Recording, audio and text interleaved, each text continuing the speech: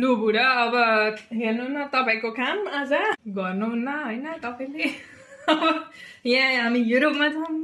युरोपमा चाहिँ इक्वली काम गर्नुपर्ने हैन घरमा अब हामी त दुईजना बाहिर पनि काम गर्नुहुन्छ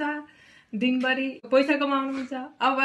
घरमा पनि इक्वली नै गर्नुपर्ने हैन मेरो बाक पनि छ म पनि खाना पकाउँछु कहिलेकाहीँ म पनि भाँडा माझ्छु कहिलेकाहीँ अब तपाईको पाल आयो नयाँ बुवाहरु पनि सानो बेबी भोकेर हिँड्नुहुन्छ हैन बाटोमा एक्लै अनि बेबी क्यारियर बोकेर बच्चा बोकेर हिँड्छन् अनि उनीहरुको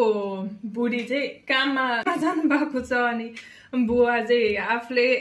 त्यो नानी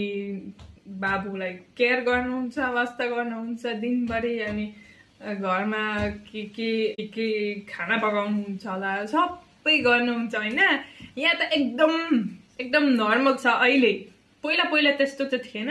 हैन मेरो हजुरआमा समयमा तर अहिले चाहिँ एकदम इक्वली नै गर्नुहुन्छ धेरै घरहरुमा रिस्पोन्सिबिलिटी घरमा पनि बाहिर पनि नेपालमा त खासै त त्यस्तो छैन अब केटीहरु चाहिँ घरभित्र हैन केटाहरु चाहिँ बाहिर काम गर्नु त्यो पनि ठीक लाग्छ मलाई तर अलिकति साइन्स चाहिँ गर्नु चाहिँ बुढा प्लिज घरमा